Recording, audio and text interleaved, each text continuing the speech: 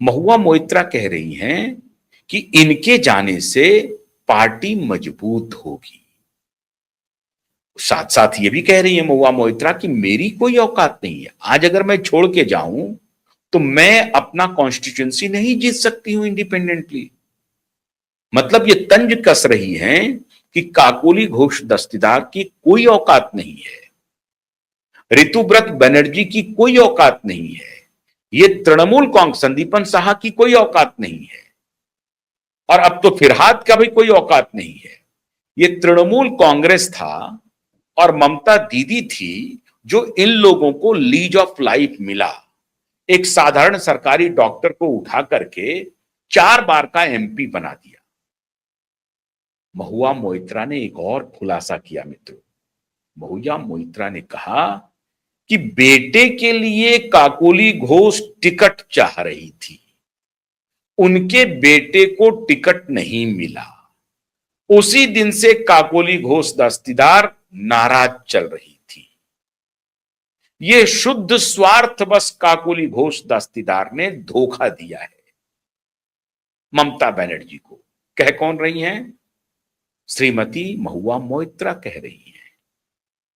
और उन्होंने एक और पटाक्षेप किया, एक बड़ा खुलासा किया। उन्होंने कहा कि 15 या 16 मेंबर ऑफ पार्लियामेंट को लेकर के यही काकोली घोष दस्तीदार हैं जिन्होंने उनकी मुलाकात अमित शाह जी से कराई है। अब मैं तो हैरान हूं, ये खबर तो ये ब्रेक कर रही है, महुआ जी ब्रेक कर रही हैं। किसी मीडिया में इस तरह की कोई खबर नहीं है कि काकोली घोष दस्तीदार ने 15-16 एमपीज के साथ अमित शाह से मुलाकात की है। ऐसी कोई खबर कहीं नहीं है मीडिया में, लेकिन यह खबर ब्रेक कर रही है महुआ मोइत्रा। अब ये गुस्से में कह रही हैं, झूठ बोल रही हैं या सही बोल रही हैं, लेकिन ऑन कैमरा कह रही हैं कि 16 एमपीज के साथ काकोली घोष दस्तीदार ने मुलाकात की है अमित शाह से।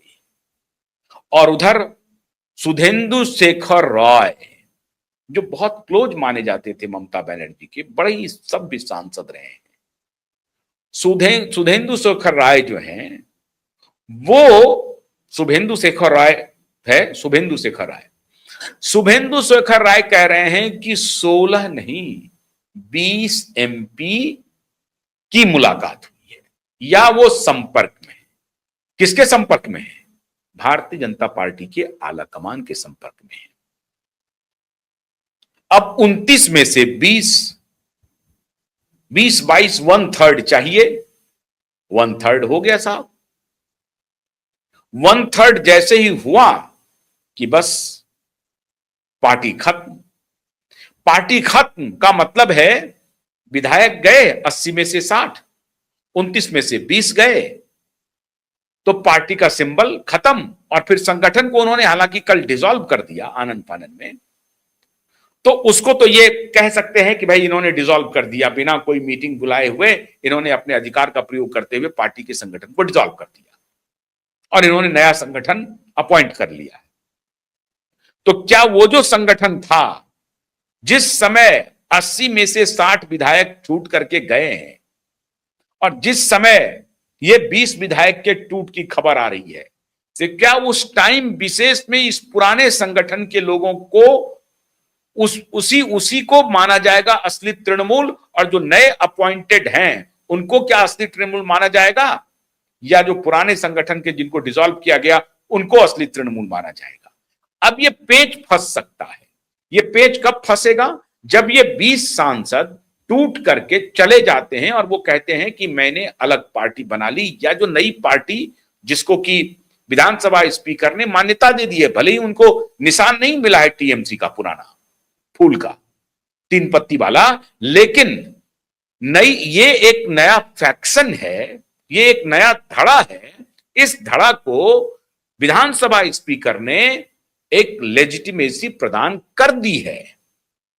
नए धड़ा को स्वीकार कर लिया है विधानसभा स्पीकर ने कि हां ये धड़ा बड़ा धड़ा है, और जो टीएमसी जिसको क्लेम करती है ममता बनर्जी कि वो हमारी टीएमसी है, टेक्निकली अभी उनके पास जरूर है, विधायकों की संख्या के हिसाब से विधायकों के मामले में, चुने हुए लेजिस्लेटिव असेंबली के मामले में ये जो फैक्शन है ये मूल टीएमसी है।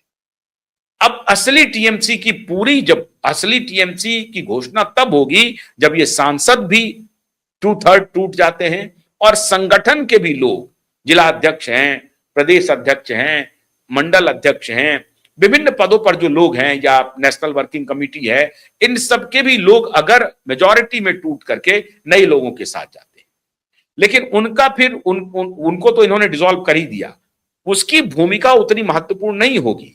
अगर ये 20 सांसद टूट जाते हैं, एमएलए पहले ही टूटे हुए हैं, तो फिर संगठन के टूटने नहीं टूटने का कोई मतलब नहीं रह जाता है, क्योंकि एक्चुअल में संगठन को तो अपॉइंट पार्टी के जो कर्ता धर्ता होते हैं वो करते हैं, लेकिन एक्चुअल में party in a democracy, party का मतलब होता है कि जनता जिनको चुनती है, अपना रिप्रेजेंटेटिव बनाती है, तो जनता किनको चुनी है? एमएलए को चुनी है।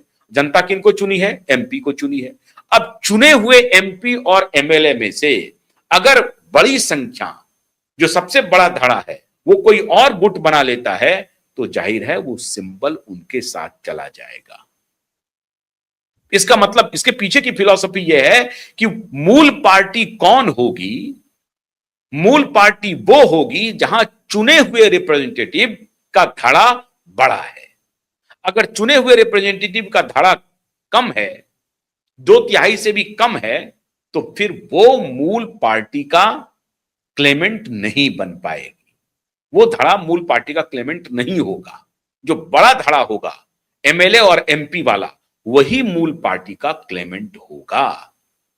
अब इसीलिए काकोली घोष दस्तीदार के बारे में श्रीमती महुआ मोइत्रा कह रही हैं कि वो तो 16 एमपी को ले जा चुके हैं, और शुभेंदु शेखर राय कह रहे हैं कि 20 संपर्क में है।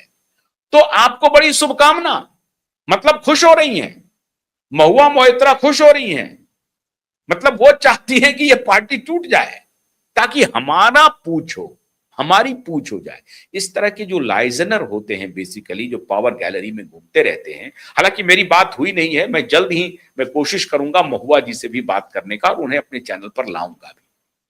मैं चाहता हूं उनसे बात करना कि उनके मन में आखिर चल क्या रहा है, उन्होंने इस तरह की प्रतिक्रिया क्यों दी है। मैं महुआ जी को जल्द ही आमंत्रित करूंगा आपके सुधी विचार जानने के लिए। लेकिन महुआ जी ने कहा कि ये चले जाए तो बेहतर है। शुभेंदु शेखर राय कह रहे हैं 20 संपर्क में हैं। काकोली घोष दस्तीदार के बारे में ये कह ही रही हैं कि वो उनके संपर्क में हैं, और खुशी हो रही है महुआ मोइत्रा को। मुझे नहीं मालूम, ये सवाल मैं डायरेक्ट महुआ से ही पूछूंगा कि आप वाकई में खुश हो रही हैं, या आप ममता जी का साथ दे रही हैं, या ममता जी का हो करके आप ममता जी के पीठ में थोड़ा घोप रही हैं। आप ये क्यों नहीं कह रही कि नहीं, उनको छोड़ के नहीं जाना चाहिए साथ, हम उनसे मिलेंगे, हम उनसे बात करेंगे, हम उनको बनाने की कोशिश करेंगे? नहीं कह रही है, नहीं कह रही है। वो कह रही है कि जाए, बहुत अच्छी बात है, चले जाए। अब ये जो इमेच्योर पॉलिटिक्स है और परिपक्व राजनीति है, ये ठीक नहीं है। ये प्राइवेट लिमिटेड कंपनी नहीं है ना, जाए चली जाए। ठीक है, ममता बनर्जी उस पार्टी में सर्वे सर्वा थी, लेकिन ये प्राइवेट लिमिटेड कंपनी नहीं है। लेकिन महुआ जी तो उसी ट्रेंड से, उसी बैकग्राउंड से आती है ना, कि भाई सीईओ के प्रति रिस्पॉन्सिबिलिटी रखनी है, जो एम्प्लॉय है उसके प्रति नहीं रखनी है, मालिक के प्रति रखनी है।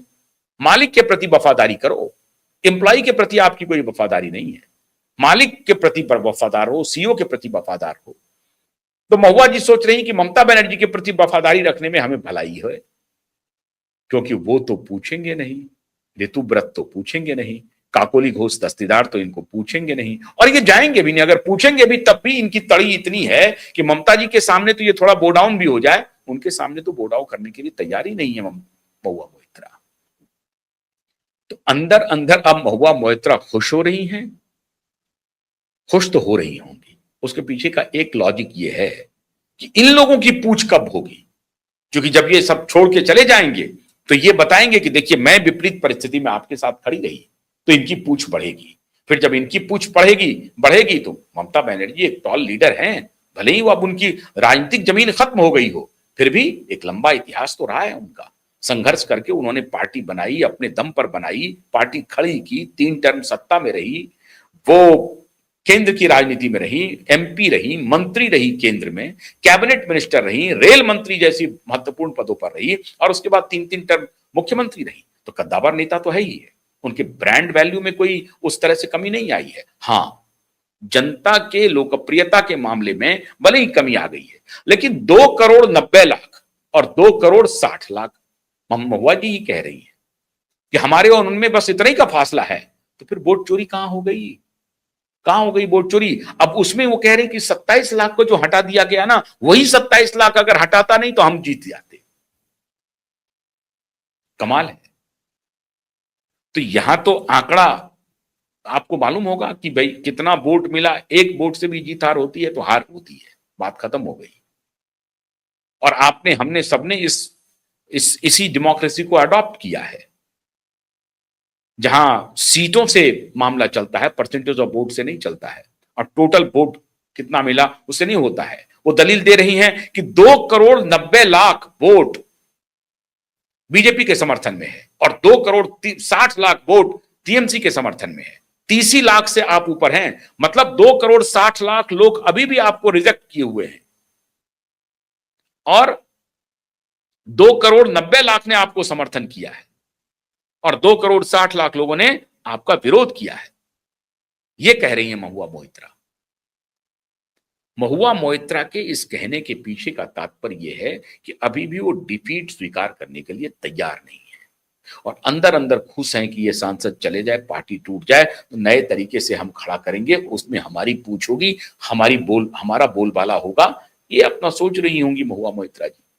And of the day result ये है मित्रों कि एक तरफ सीबीआई ईडी का छापा चल रहा है, दूसरी तरफ पार्टी की टूट लगभग तय है। 20 एमपी गए, 60 उधर गए, सिंबल ममता जी का चला गया। उठना बहुत मुश्किल है आने वाले दिनों में। अभी उन्होंने कॉकरोच पार्टी के लिए कुछ भी नहीं कहा है। कल कॉकरोच पार्टी का कुछ होने वाला है, उसके बारे में कुछ नहीं बोला है। बहुत बहुत शुक्रिया। नमस्कार।